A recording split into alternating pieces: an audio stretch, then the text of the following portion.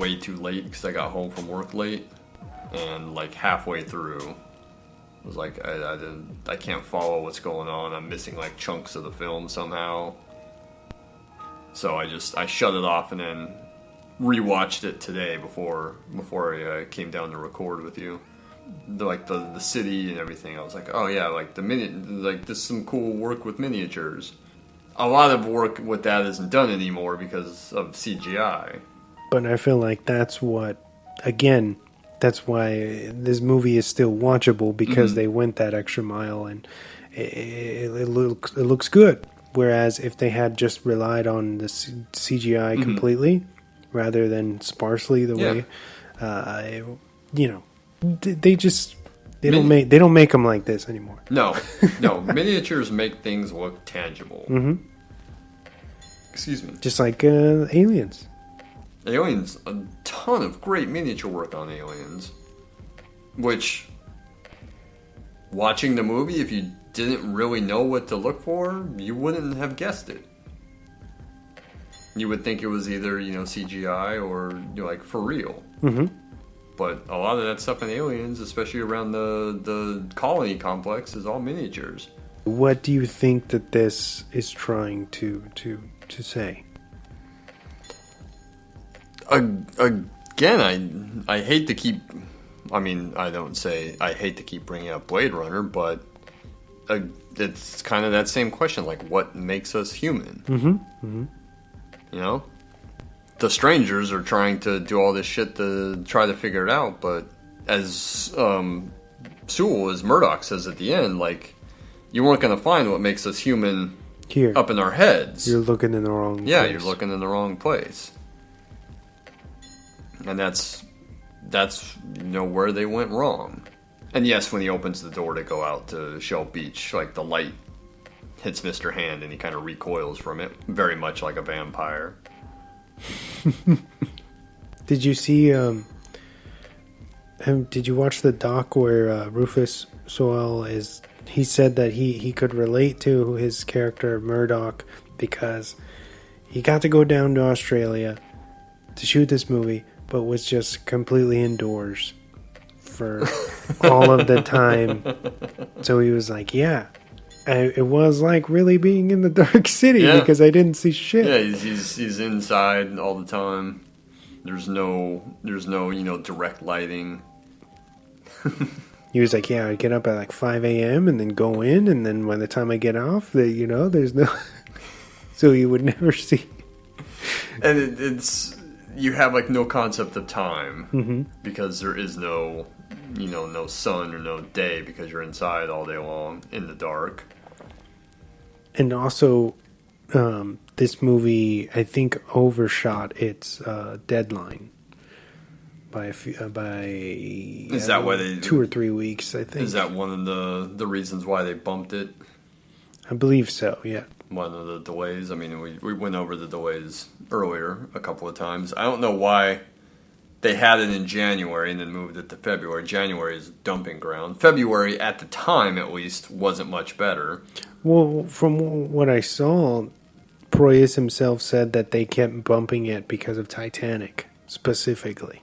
Oh, so they moved it far enough out that they thought Titanic would have been done. Yeah. Or, wouldn't have been dominating like it was. Little did they know. Yeah, little did they know. Like I said, that movie was insane. This day and age, the way that movies come out, like if they're not a hit like right out of the gate, they don't seem to really multiply anymore. I don't think you're ever going to see another movie like Titanic. That performance. Avatar 2. No. It might do huge business, it might open up huge, but it's not going to stay number one at the box office for 4 months straight. 15 weeks was number one movie for 15 weeks, and then got unseated by Lost in Space, which is an awful film, which is another William Hurt movie. Yeah, I saw something the other day that they were saying that they felt like that could be Hurt's worst performance of his career. It probably was very much a paycheck movie. Lost in Space, man. Which came out, was number one, and then I think Titanic went back to number one for a couple more weeks until something else. I'd have to go back and look at like what the box office was later that April. But I know Lost in Space was finally the movie to kind of unseat it, but it didn't stay number one for very long. Titanic, I believe, went back to number one for another 2, maybe 3 weeks. So they did delay it because they were running over schedule. They delayed it initially, right? Okay, from that October date. Mm-hmm. Yeah. So I forget the exact day, total day that they had that the studio had given them to finish the film, but they ran over, and they were going to tell them, just put together a cut with what you have, and that's going to be it. And there were so many holes that I think when Proya sat some executives down to show them the cut, the rough cut, they understood. Okay. And so they greenlit, like, I think it's like 2 or 3 weeks more of shooting some big substantial stuff to complete the film for real. So luckily they were able to do that. Okay. Well, the problem is when they were done with it, then they showed it to a test audience. Yeah. As we mentioned, because of the confusion of the test audience, New Line they're afraid that wider audiences aren't going to understand it.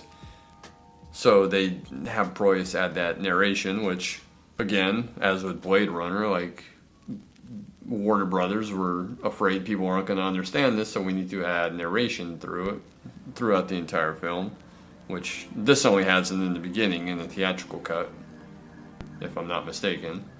But they want to do that. They show it to the test audience, and then that's going to delay you even longer because now you need to figure out a solution. Either need to recut the film or shoot more stuff or add more stuff, add narration. They dumb it down. Unfortunately, the studio, in this case, has the final say. And it wasn't until we got the director's cut where he was able to remove it and significantly make the film better. So I'm wondering if that had bumped them a little bit further down the line as well, at least in terms of coming out in the fall. I'm wondering how that would have played. I'm trying to think of what was out fall of 97 that was pretty huge. That's LA Confidential, and that's Jackie Brown and Boogie Nights. I Know What You Did Last Summer. I know it was out. The Jackal. Do you like The Jackal? I do like The Jackal. Yeah. Yeah. That's another one that doesn't have a great Rotten score. It's like 40%. It's fairly low. I was surprised. I think it's pretty good. I think a lot of people want to get on Richard Gere and his bad Irish accent. Oh, okay. Probably, but he's solid in the movie. They could have brought in like a real Irish person for that if he was supposed to be a former IRA. But he's solid. Sidney Poitier is very good in it. That's a pretty solid thriller.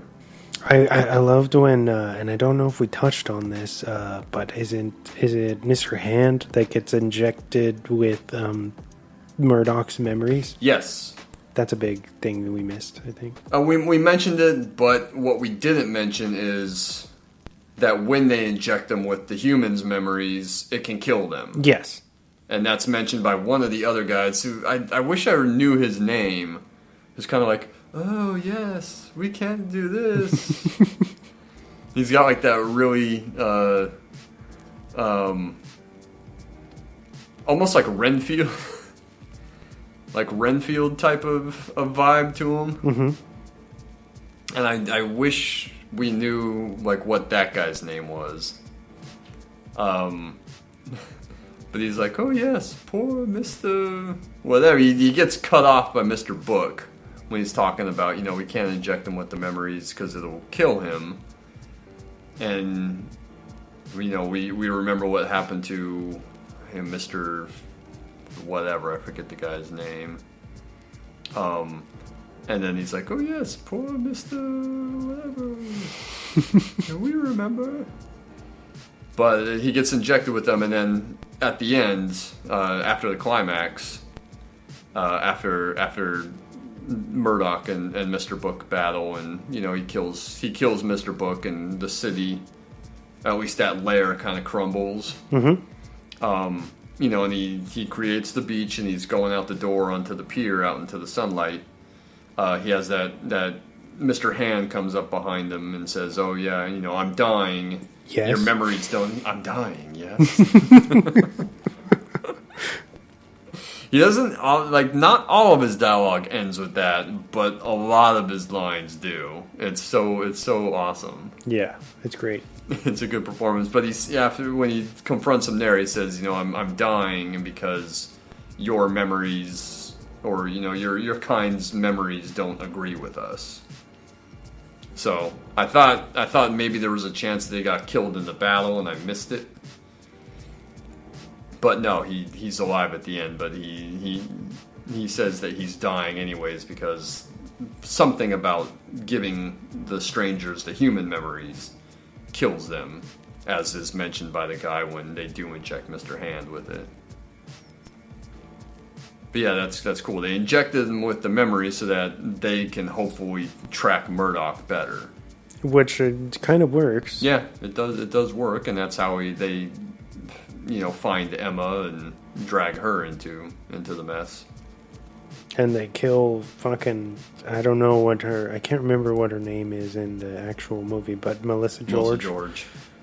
When they're looking for Murdoch, and they torture her. She's literally innocent, because Murdoch, he has an interaction with her, goes back, pretends to be down for something, and then it turns out later that he tells Emma, like, I wanted to prove to myself that I could be in this scenario to see if I really had it in me to be a killer, and then he doesn't. He just leaves. So she, barely even had an interaction with the guy. So that was unfortunate. What's cool is, it's not what's cool, it's tragic, but she has a daughter who is hiding underneath the bed, who Emma finds when they go to her apartment. And she has the drawing of the strangers torturing and killing her mom. Which helps, what's the detective name's? Bumstead's character really... Because I feel like he's in denial for a long time, where he doesn't want to hear it. Well, he also... Murdoch is his suspect. He tries to bring him in that first time when he tries to apprehend him after Murdoch sees Emma. Another great scene when Emma is like, you got the wrong guy, run, or whatever, and he's like, nobody ever listens to me. Yeah, he's not terribly concerned with Murdoch running away. Because he's like, just stand aside and let me bring in the suspect, and they just make a big ass scene. Hilarious. Murdoch is the suspect, and when he has Emma in his office, he's like, I want to question your husband about, do you recognize any of these names? I want to question your husband about it. I think he might have killed. Oh, killed who? All of them. Yeah. There was six prostitutes that were murdered. And then when he has that talk with Murdoch, when he's in the interrogation room, obviously something is making sense to him, or Murdoch is getting through to him in some way, because he asks him about Shell Beach.